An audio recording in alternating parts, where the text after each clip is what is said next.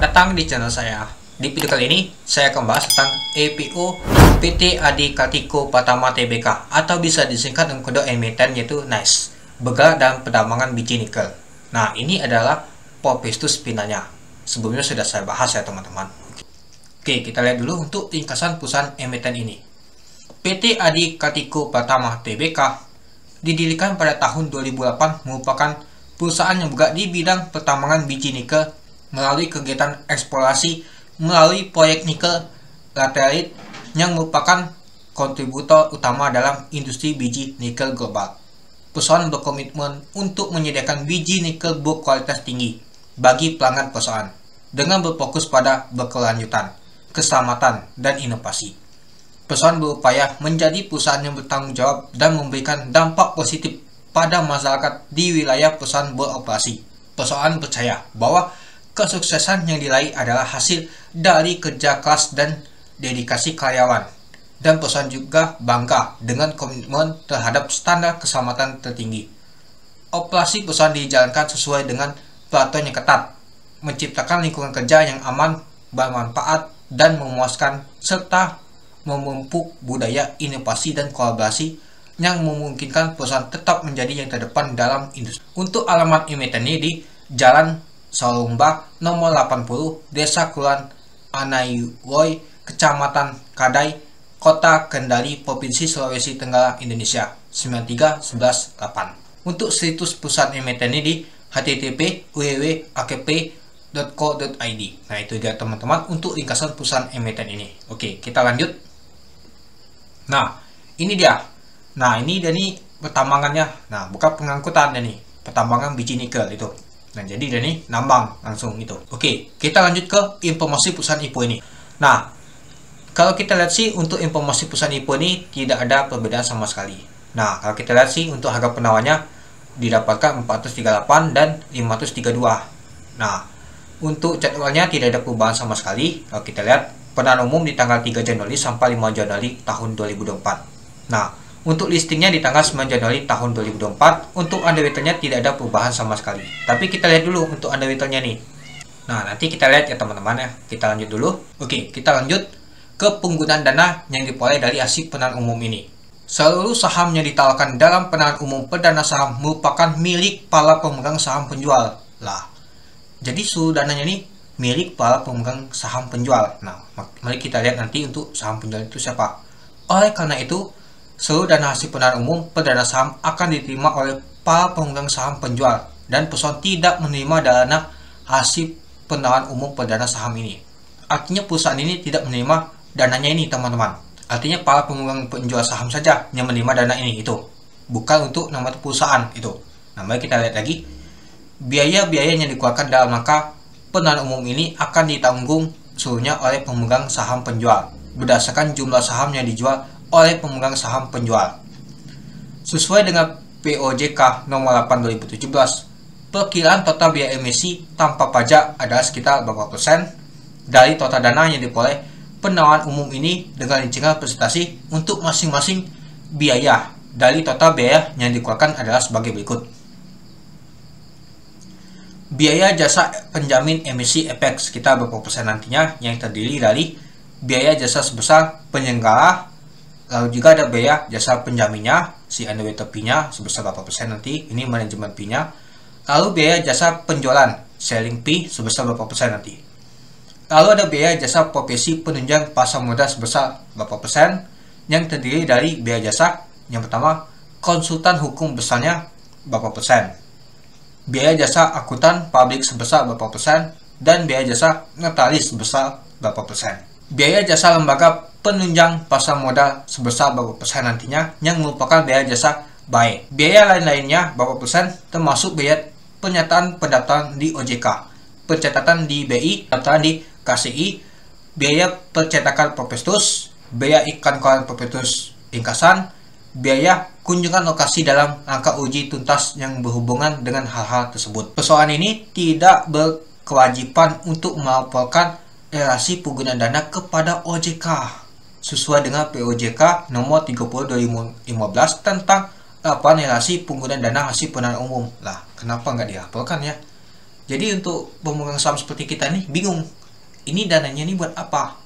Ya kita taunya dan dananya nih buat para pemegang saham penjual ini. Nah jadi para penjual itu yang megangnya untuk dananya tuh. Jadi bukan untuk perusahaan untuk perolehan dana ini. Itu dia teman-teman. Jadi kita tuh harus pintar juga ya. Dana ini untuk apa? Jadi kita tahu dana ini untuk nama tuh para pemegang saham yang penjual atau diinvestasi itu. Nah ini adalah struktur pemegang saham. Nah ini adalah struktur pemodalnya. Nah kalau kita lihat sih di tanggal 1 September tahun 2023 ya. Ini adalah pemegang sahamnya. Ada SMM, IMP, MAS, PAS. Nah ini dia. Untuk jumlah sahamnya di stok penuh adalah 6 miliar. Nah nilai nominalnya 10 per saham. Sebelum itu kita lihat dulu teman-teman, SMM itu apa, IMP itu apa, MAS apa, PAS apa. Mari kita lihat dulu di prospektusnya. Nah kita lihat dulu ya teman-temannya. Nah seperti saya jelaskan tadi di 1 September tahun 2023 ya. Nah ini dia. Nah lalu pendanaan umum perdana saham divestasi.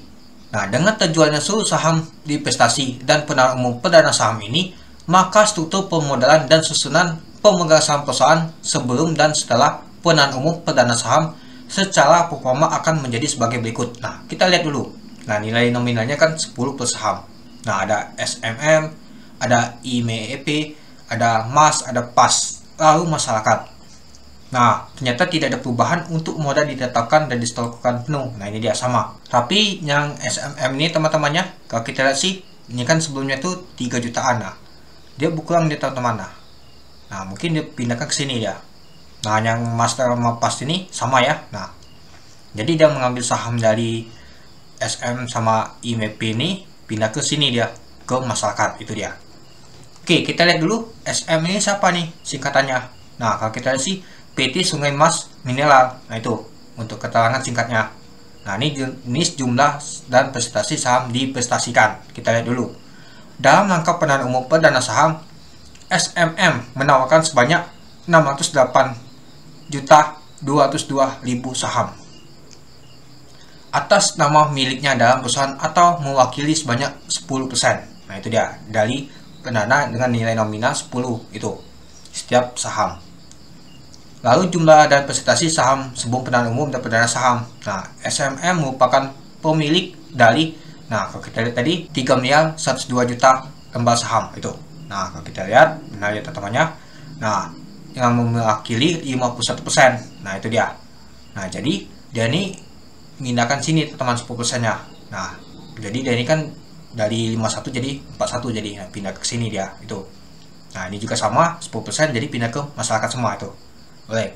Oke kita lihat dulu untuk IMP. Nah sama IMP ini kita lihat dulu keterangannya. PT Mitra Malina Internasional. Nah ini dia. Kita lihat juga untuk jenis dan jumlah presentasi saham divestasikan. Nah kalau kita lihat sih sama juga 608.202 juta lembar saham. Nah jadi mewakili 10 saham teman-teman. Jadi mewakili sekitar 10% saham dengan nilai nominal 10 per saham itu. Nah lalu jumlah dan presentasi saham sebelum pendanaan umum perdana sahamnya. Kalau kita lihat sih IMP ini merupakan pemiliknya sekitar ini ya. Nah sekitar 2 miliar 930 juta. Nah lalu kalau kita lihat sih, nah saham biasa atas nama atau sekitar 48% teman-teman. Nah, jadi 38% kalau dia bagikan ke masyarakat tadi. Itu dia. SMM dan IMP selaku pemegang saham penjual akan bertanggung jawab dan sepenuhnya atas seluruh biaya terkait pendanaan umum pemegang saham penjual atas saham perusahaan yang dimiliki oleh SMM dan IMP. Nah itu dia teman-teman. Nah jadi di investasi ini hampir sama seperti Maksi kemarin ya teman-teman. Oke kita lihat dulu untuk Maksi ya. Nah ini adalah Maksi teman-teman. Nah kalau kita lihat sih kalau Maksi banyak bangetnya pemegang sahamnya nih. Nah dan juga kalau kita lihat sih sudah banyak exit semua ini pemegangnya nih. Tinggal sisa PT. Kalau saya lihat di LTI, silakan teman-teman untuk melihat LTI nya. Nah jadi dari buat nama tuh saham baru teman-teman untuk nama tuh diinvestasi. Tapi berbeda sama dengan untuk NES ini teman-teman yang diinvestasikan itu. Nah jadi ada perbedaan. Nah ini kan tujuannya seluruh saham perdana ya. Nah, tapi dia ini buat saham lagi. Nah dia kasih tahu dia masyarakat saham divestasi. Nah ini kan 10% kan saham baru kan. Nah tapi ditambah lagi nama tuh saham divestasi ini. Nah sedangkan untuk punya Sines ini tidak ada teman-teman. Nah kalau kita lihat sih dia nanti bentuknya berubah gini bentuknya. Nah, setelah pelepasan kepemilikan sahamnya, nah ini bentuknya. Jadi si SM, IMAX masih ada ya. Nah, tapi yang si Mas nama pas ini hilang, jadi ganti EBI itu. Nah, jadi dia tidak ada perubahan sama sekali. Untuk modalnya ditetapkan dan disetorkan penuh adalah tetap 6 miliar tadi teman-teman. Tidak ada perubahan sama sekali untuk jumlahnya. Sedangkan ini dinambah lagi teman-teman. Nah, kalau kita lihat sih 9 miliar ya teman-teman ya. Tapi kalau dia sebelumnya tuh 9,1 miliar teman-teman. Nah, ini artinya nambah 500-an dia teman-teman. Nah, sedangkan kalau di untuk nas ini berbeda teman-teman. Tetap dia teman-teman. Jadi sama dia teman-teman. Tidak ada perubahan sama sekali dia. Jadi dia ngambil dari saham ini teman-teman. Dia langsung jualan di sana teman-teman. Nah, jadi dia bagikan ke masyarakat di sana. Itu dia. Jadi ada perbedaannya teman-teman ya. Jangan samakan seperti Maksi, tapi sama-sama di investasi dia. Itu aja yang agak membedakannya. Nah, kalau kita baca-baca sih, setelah pembeli menjadi pengendali perusahaan yang baru, maka pembeli dikecualikan dari kewajiban sebagaimana diatur dalam pasal 7 huruf AB POJK nomor 9/2018, di mana pengambilan perusahaan oleh pembeli telah diungkapkan dalam prospektus penahanan umum efek bersifat ekuitas sepanjang pengungkapannya telah memenuhi ketentuan sebagaimana diatur dalam peraturan OJK mengenai bentuk dan isi prospektus. Nah, itu dia teman-teman. Jadi bersifat ekuitas. Nah, setelah penahanan menjadi pengendali perusahaan yang baru, nah ini jadi pengendali baru ya. Berdasarkan surat pernyataan pembeli tanggal 2 November tahun 2023, pembeli berkomitmen untuk tidak melepaskan pengendalian terhadap perusahaan baik secara langsung maupun tidak langsung. Paling kurang setidaknya itu 12 bulan atau 1 tahun sejak tanggal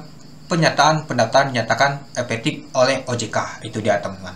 Nah, terkait dengan rencana perubahan pengendalian dalam perusahaan sebagaimana dijabarkan sebelumnya di atas. Nah, pemegang saham perusahaan menyetujui untuk mengubah susunan pengurusan perusahaan. Nah, nanti teman-teman bisa cek untuk nama tuh pengurusan perusahaan ini teman-teman itu. Oke, kita kembali lagi ke atas. Nah, nanti dia ini diambil oleh ini teman-teman. Nah, si LX ini. Nah, kalau kita baca lagi, setelah penahanan umum perdana terdapat rencana pelepasan kepemilikan saham SMM, IMP, Mas dan PAS secara bersamaan disebut penjual. Artinya dia ini jual teman-teman masing-masing. Nah, ini main juga sih teman-teman ya. Nah, 25 juta lembar saham. Nah, ini juga. Nah, jadi 25 juta ini dijual semua teman-teman. Itu kepada ini teman-teman. LX ini atau entitas yang ditunjuk LXI ini secara bersama-sama disebut pembeli. Nah, berdasarkan CSPA tanggal 2 November tahun 2023, pengembalian perusahaan tersebut akan dilakukan oleh EBI sebagai entitasnya yang ditunjuk oleh LXI yang merupakan anak perusahaan LXI yang 99% sahamnya dimiliki oleh LXI. Nah, dengan harga penawaran dari penahanan umum perdana saham perusahaan dan dilaksanakan setelah perusahaan tercatat di Bursa Efek Indonesia atau paling lambat 5 hari kerja setelah perusahaan tercatat dan diperdagangkan pada di BI berdasarkan surat pernyataan LXI ini tertanggal 6 Desember tahun 2023 yang merupakan bagian yang tidak dapat dipisahkan dari CSPA. Nah, CSPA ini pengambilan perusahaan tersebut akan tunduk kepada sasar pendahulunya. Itu dia. Nah, jadi kalau kita baca-baca ya teman-temannya, dia ini melakukannya ini penjualannya ini harga penawaran umum perdana saham perusahaan dilaksanakan segala setelah perusahaan tercatat di Bursa Efek paling lambat yaitu 5 hari. Ini mengingatkan saya seperti Baby juga gitu 10 hari dia. Jadi dia nih mau mengganti ke pengendalian, dia nih artinya melepasnya nih pada saat nama tuh listing teman-teman. Kemungkinan 5 hari kerja. Jadi kalau kita baca-baca ya teman-temannya, dia ini sepertinya nih tidak ada lock-up-nya atau tidak ada nama tuh untuk pembatasan saham atau nama tuh mengalihkan saham. Nah, kalau saya baca di sini, nah kalau misalkan sudah berhasil nanti, nah ini dia bentuknya ya. Nah, ini dia pengalihan saham oleh para pemegang saham pendiri. Berdasarkan POJK nomor 25/2017, semua pihak yang memperoleh saham perusahaan dengan harga pelaksanaan di bawah harga penahanan umum perdana saham dalam jangka waktu 6 bulan sebelum penyampaian kepada OJK, maka pihak tersebut dilarang mengalihkan sebagian atau seluruh saham perusahaan yang dimiliki sampai dengan 8 bulan setelah pernyataan pendaftaran sehubungan dengan penahanan umum perdana saham. Nah, jadi ini sebelumnya ya teman-teman itu. Nah, berisi pengecualian. Nah, ini ada namanya pengecualian. Baca dulu. Di mana larangan tersebut tidak berlaku bagi kepemilikan atas efek bersifat ekuitas. Nah, bersifat ekuitas tuh ini teman-teman. Nah, entitas ini. Nah, jadi ini mereka ini tidak ada ini teman-teman. Tidak disebutkan juga nama tuh ada pembatasan sahamnya. Nah, jadi baik secara langsung maupun tidak langsung, pemerintah pusat, pemerintah daerah, atau lembaga yang berdasarkan ketentuan peraturan perundang-undang memiliki kewenangan memiliki pernyataan perbankan. Nah, hingga Perpestus ini diterbitkan tidak terdapat pihak dilarang. Nah, jadi tidak ada terdapat pihak dilarang ini mengalihkan sebagian atas seluruh saham yang dimiliki sampai dengan 8 bulan. Jadi tidak ada ini. Sudah disebutkan tidak ada. Artinya ini mereka ini kapan saja bisa keluar nih teman-teman. Itu apalagi ini kan sudah beli kan dari harga 10 ke 450. Nah, misalkan harganya untuk IP nanti di sini 430 atau 530, lumayan juga itu cuannya. Untuk nama tuh pengendali lamanya, jual ke baru itu teman-teman, ke EB ini itu. Nah, jadi kita sudah tahu ya teman-temannya.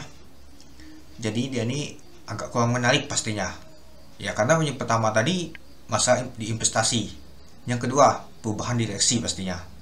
Nah, karena dia kan dibeli oleh ini pihak Korea ini teman-teman. Nah, kalau kita lihat seperti ini tadi, nah LXI, nah ini dia, nah oleh pemerintah Republik Korea.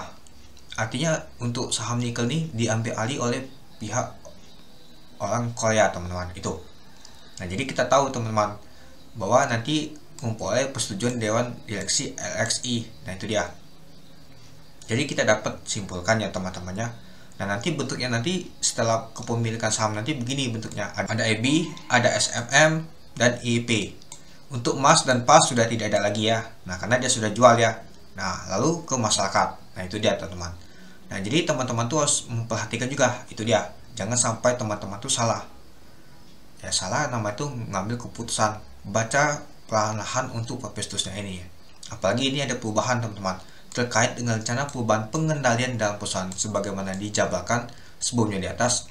Pemegang saham perusahaan menyetujui untuk mengubah susunan pengurusan perusahaan. Nah, jadi pengubah nama itu susunan pengurusan nanti teman-teman. Nah, ini ada direksinya teman-teman.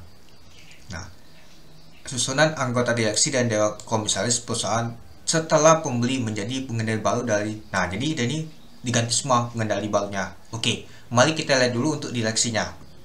Nah, ini ada direksi lamanya teman-teman sebelum diambil nanti oleh Korea. Nah, ini dia direksi utama ya, ada Stefano, nah, ada Victor, nah ini ada Raden, ada juga Stefano untuk direksinya, ada Mikael, ada Endra, nah, dan lain-lain teman-teman. Sifat hubungan kekeluargaan anggota direksi. Nah, kalau kita lihat terdapat hubungan kekeluargaan anggota direksi, anggota dewan komisaris, dan pemegang saham di mana mereka Suyanto adalah kakak kandung dari Victor. Nah, jadi dia ini keluarga masih teman-teman itu. Nah, nanti kalau sudah nanti dia berubah teman-teman. Nah, berubahnya nanti ya diambil oleh pihak Korea tadi untuk direksinya ini. Nah, jadi mereka tuh tidak lagi teman-teman. Itu dia. Nah, sebelum itu masih mereka yang pegang, tapi nanti udah berubah. Itu dia. Oke, kita lanjut ke untuk nama tuh hubungan kepemilikan untuk sahamnya teman-teman. Nah, kita lanjut dulu. Nah, jadi setelah yang kita lihat tadi ya teman-temannya, masalah itu tadi, kita lihat dulu untuk hubungan kepemilikan, pengurusan dan penguasaan perusahaan dengan pemegang saham berbentuk badan hukum ini. Nah, kalau kita lihat sih ada nama tuh Herman Heli, ada Nakus, ada juga Stefano. Nah, ini dia DMI. Nah, Stefano lagi. Nah, ini dalam SMM ini yang paling banyak. Ada PAS, ada MAS, ada IP. Nah, IP ini juga dalamnya ada MAS, ada PAS juga. Ada catatan. Nah, ini juga masuk juga ada TKU untuk nama tuh seperti ini anak perusahaan ini teman-teman itu. Nah, kalau kita lihat sih ketentuan pasal 85 Peraturan OJK nomor 3 POJK 04/2021 tentang penyelenggara kegiatan di bidang pasar modal POJK nomor 3 2021, pemegang saham perusahaan melalui Akta nomor 8 2023 telah menetapkan Herman Heli ada Nakus sebagai pihak pengendali perusahaan sebagaimana dimaksud dengan POJK nomor 3 2021. Artinya Herman Heli ini ada pengendalinya teman-teman, karena dia paling banyak megang sahamnya di SMM ini. Itu dia. Mari kita lihat dulu siapa sih Herman Heli ini. Nah, kalau kita lihat untuk di Google teman-temannya, untuk nama si Herman Heli ada Nakus ini, nyata ini dia. Kita ketemu profilnya. Nggak tahu ini benar apa enggak ya. Nah, kalau kita lihat sih dia ini anggota DPR juga teman-teman. Nah, ini dia orangnya ya teman-temannya. Nah, dan juga ada Instagramnya teman. Nah, ini juga ada Instagramnya. Nah, mungkin teman-teman mau berkunjung, mau lihat, silakan teman-temannya. Ternyata dia ini anggota DPR ya teman-temannya. Nah, kalau kita lihat sih, baca-baca juga sini saya juga untuk lihat beritanya. Nah, ternyata si Herman Heli ini tidak lagi mau. Nah, kalau kita untuk beritanya teman-temannya, Herman Heli tak lagi ikut Pileg 2024. Masyarakat Belu dukung Stefano ada Nakus sebagai pengganti. Nah, kalau kita lihat sih, nah ini kan Stefano kan direktur utamanya. Nah, ini dia menjabat sebagai direktur utama. Nah, sejak tahun 2023, artinya baru dia nih teman-teman itu. Nah, kalau kita lihat sih si Stefano Diskini ya teman-temannya. Nah, mungkin dia ini mau menggantikan ini teman-teman, si Herman Heli ini teman-teman. Nah, kalau kita lihat sih kemungkinan dia ini mau menggantikan sang ayah. Nah, jadi dia ini anaknya ya teman-temannya, anaknya Herman Heli ini untuk melanjutkan karir politik di Senayan. Nah, mungkin dia ini mau si Herman Heli ini kan tidak lagi maju ke anggota DPR RI, tapi sepertinya anaknya ini teman-teman mau menggantikannya itu. Nah, jadi Stefano ini ayahnya Herman ya teman-temannya itu, yang kebalik ya teman-teman. Nah, jadi dua ini adalah keluarga. Nah, jadi ini masuk ke sini dia teman-temannya DMI. Nah, lalu ini juga jadi SM ini punya mereka berdua teman-teman, perusahaannya itu. Nah, jadi kita tahu ya teman-temannya, Herman Heli ini adalah anggota DPR ternyata. Nah, anggota DPR. Dan juga si Stefano ini mau juga menjabat dia teman-teman, mau menggantikan sang ayah. Kalau kita lihat dari beritanya teman-teman, itu dia. Nah, jadi kita tahu ya bahwa untuk saham NES ini punya anggota DPR juga teman-teman. Gak jauh beda seperti sebelumnya IPO teman-teman, seperti Ayam, terus juga Emang, terus juga ada yang Asri, nah dan lain-lain teman-teman itu. Nah, jadi kita tahu ya teman-temannya, si Herman Heli ini ada pengendalinya. Lalu ada si Stefano. Nah, SMN ini dijual teman-teman. Nah, jualnya tadi tuh ke EBI tadi teman-teman itu. Ya, harganya dari 10 kan, dijualnya 430. Itu sudah cuan sekitar 4.300 teman-teman. Nah, seperti yang kita lihat ini. Itu dia. Itulah kenapa tidak ada nama tuh pengalian saham. Kalau ada pengalian saham teman-teman, ada pembatasan tidak boleh dialihkan, maka ini tidak bisa jualan pada saat penawaran umum teman-teman itu. Mungkin dia ini mau menawarkan umum pada saat nama tuh di pasar nego nanti teman-teman itu, dari harga 10 ke 430 itu. Nah, kita masuk ke laporan posisi keuangan. Nah, berikut ini merupakan rincingan aset lancarnya. Nah, dari tanggal 30 Juni 2023 sampai 2022, 2021 dan 2020 itu. Oke, kita lihat dulu untuk jumlah aset lancarnya. Di tahun 2020 ke tahun 2021 ternyata mengalami peningkatan. Di tahun 2022 ternyata lumayan juga meningkatnya. Nah, di tahun 2023 dikarenakan sampai bulan Juni lumayan juga sih teman-teman itu. Untuk jumlah aset tidak lancarnya, kita lihat dari tahun ke tahun ternyata mengalami peningkatan. Jadi jumlah asetnya adalah dari tahun 2020 ke tahun 2021 meningkat, terus tahun 2022 lumayan meningkat, tapi di tahun 2023 agak sedikit menurun dia teman-teman itu. Oke, kita lanjut untuk jumlah likuiditas jangka pendeknya. Untuk utang jangka pendeknya, kalau kita lihat sih dari tahun ke tahun nyata mengalami peningkatan, tapi di tahun 2023 agak sedikit menurun. Nah, untuk jangka panjangnya lumayan juga sih teman-teman, agak sedikit ya. Yang agak berisiko nih jangka pendeknya tuh. Nah, kalau kita lihat sih untuk jangka pendeknya, untuk utangnya nih lumayan juga sih. Nah, dari tahun 2020 ke tahun 2021 dia mengalami penurunan, tapi di tahun 2022 meningkat lagi, 2023 meningkat lagi gitu. Nah, jadi untuk jumlah likuiditasnya dari tahun ke tahun nyata mengalami peningkatan, tapi di tahun 2023 agak sedikit menurun ya itu. Untuk jumlah ekuitas, kalau kita lihat sih sama, dari tahun ke tahun pastinya mengalami peningkatan. Nah, pada tahun 2020 saja sedikit banget untuk jumlah ekuitasnya nih, tapi di tahun 2023 nih sudah meningkat lagi lumayan besar untuk ekuitasnya, itu dia. Oke, kita masuk ke laporan laba ruginya. Nah, kita lihat untuk penjualannya. Di tahun 2020 ke tahun 2021 ternyata mengalami peningkatan. Nah, di tahun 2022 meningkat itu sangat drastis banget teman-teman untuk penjualannya. Nah, kalau kita lihat sih dibandingkan tahun 2022 dan tahun 2023, ternyata di tahun 2023 itu agak menurun ya teman-temannya. Nah, mungkin di tahun 2022 nih efek perang Rusia kemarin teman-teman. Jadi harga nikel itu naik banget. Nah, itulah kenapa dia bisa mencetak laba tuh lumayan tinggi teman-teman untuk penjualannya itu. Nah, lalu kita lihat untuk langsung saja untuk laba rugi tahun berjalannya untuk mempersingkat waktu kita. Nah, di tahun 2020 dia mengalami kerugian. Nah, mungkin oleh beban pokok penjualan ini, teman-teman. Nah, mungkin beban pokok itu lumayan tinggi itu. Nah, tapi di tahun 2021 dia meningkat, teman-teman. Balik lagi dia mengalami cuan, untung jadinya itu. Nah, di tahun 2022 meningkatnya itu sangat drastis. Nah, kalau kita lihat di tahun 2022 dan tahun 2023 di bulan Juni ini, nyata dia agak sedikit mengalami penurunan ya teman-temannya, beda sekitar 30 miliar. Tapi menurut saya sih gak masalah sih, masih mencetak laba lagi dia itu. Ya, kita lihat sampai dia di akhir tahun ini apakah dia bisa mencetak laba atau tidak itu. Oke, kita lanjut ke rasio keuangannya, teman-teman. Kita lihat dulu untuk pertumbuhannya. Nah, di tahun 2020 nggak kelihatannya tidak dicantumkan. Kita lihat di tahun 2021. Nah, di tahun 2021 ke tahun 2022 lumayan juga meningkatnya untuk pendapatan bersihnya. Untuk laba kotornya juga agak menurun. Untuk laba bersih juga lumayan juga sih, teman-teman. Untuk jumlah asetnya sedikit menurun ya. Untuk di tahun 2022, untuk di tahun 2023 lumayan meningkat. Di tahun 2022 untuk jumlah ekuitasnya lumayan meningkat, itu dia. Nah, tapi di tahun 2021 untuk ekuitas itu meningkatnya sangat drastis, itu dia. Nah, kita lihat dulu untuk kebijakan dividen, teman-teman.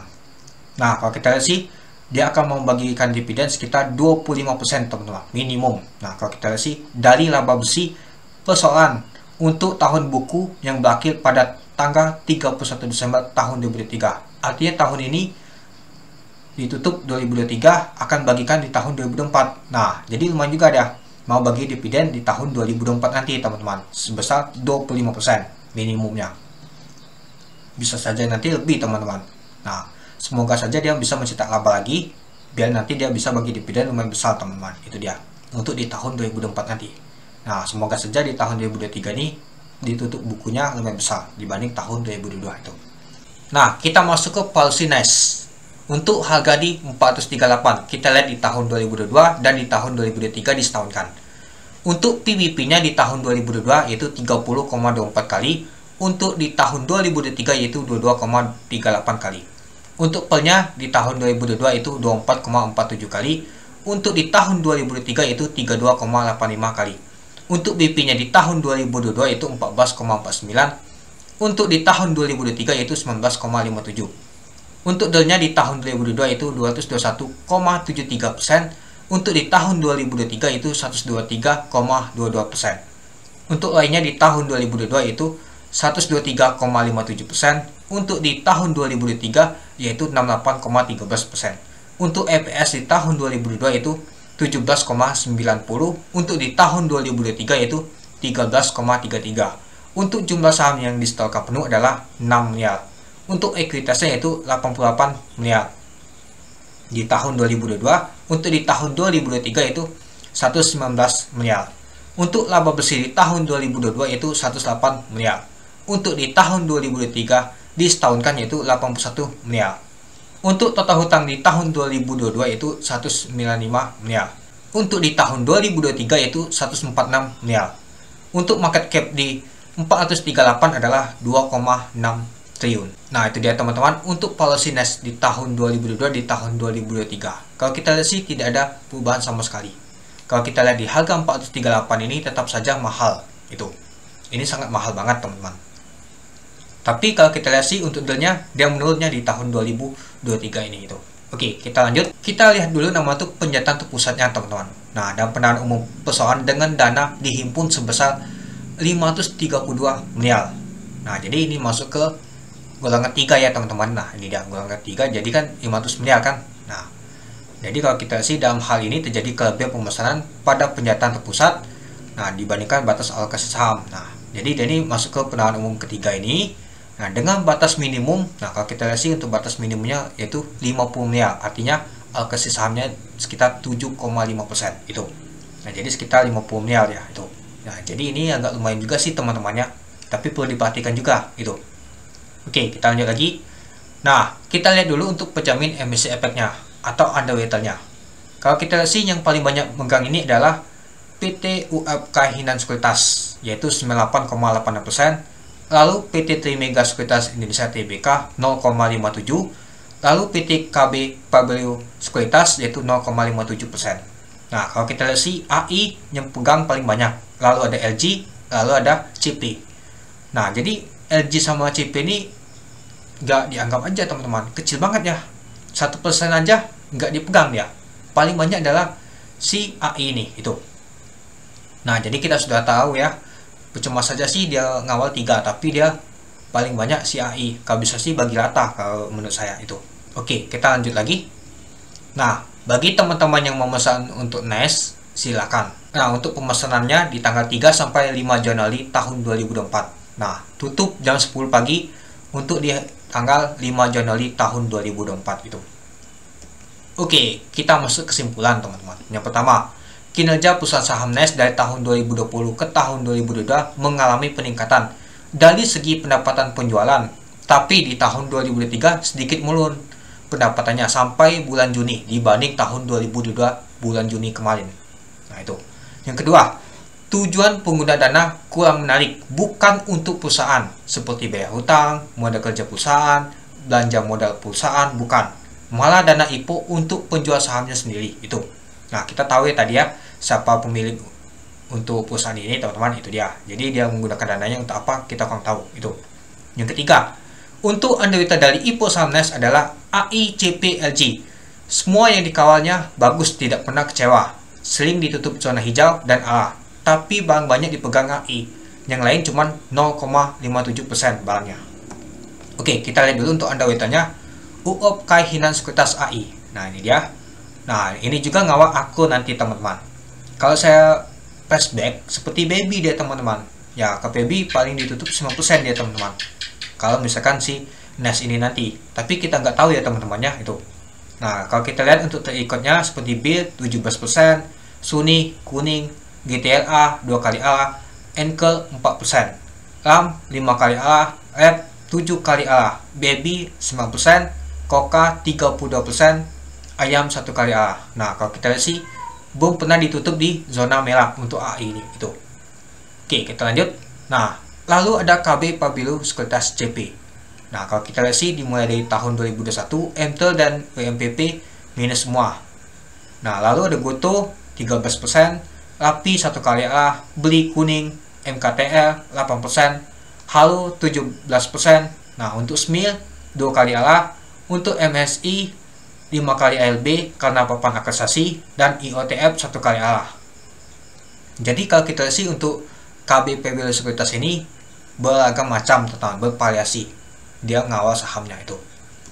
Nah, lalu ada Trimega Sekuritas LG, ada MBMA 11%. Nah, kalau kita lihat sih MBMA ini juga nikel nih teman-teman, dia juga di bidang nikel juga.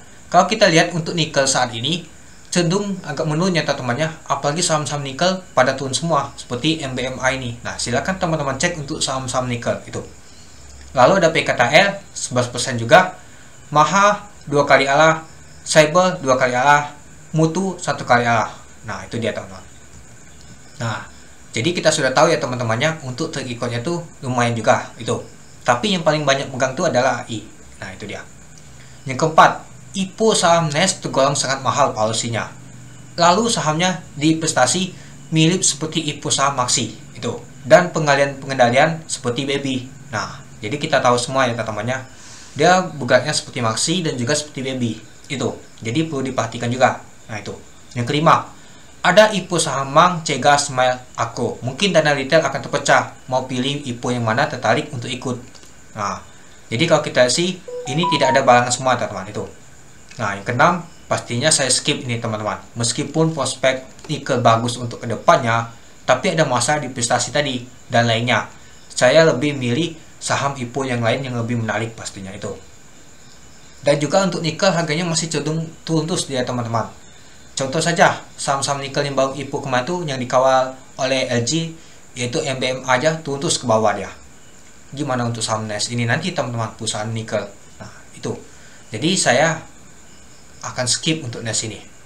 Mungkin kalau di harga 100 mungkin menarik bagi saya, tapi ini harganya lumayan tinggi banget ini, yaitu 438. Nah, jadi saya kurang tertarik ini. Lebih baik saya pilih yang lain yang lebih bagus teman-teman itu. Dan juga untuk dana IPO-nya ini masih kurang jelas untuk apa. Bukan untuk perusahaan, tapi untuk diri sendiri sebagai penjual saham sendiri itu. Nah, jadi kita tuh kurang tahu ya teman-temannya itu. Nah, Jadi gimana teman-teman, apakah teman-teman akan ikut untuk NAS ini? Silakan teman-teman untuk mempertimbangkannya apakah ikut atau skip. Kalau saya sih skip aja teman-teman. Ya kalau naik ya bukan rezeki saya. Yang penting saya menghindari saja dulu teman-teman. Takutnya nanti ya nggak kepantau, mungkin juga nanti gimana. Ya takutnya ya sudah, lebih baik saya hindari saja, itu aja. Ya yang penting teman-teman tuh baca dulu prospektusnya gimana untuk saham perusahaan NAS ini. Oke, mungkin itu saja sih teman-teman untuk video saya tentang IPO NAS ini. Gimana teman-teman? Oke, sekian dulu video saya. Terima kasih sudah menonton. Salam cuan.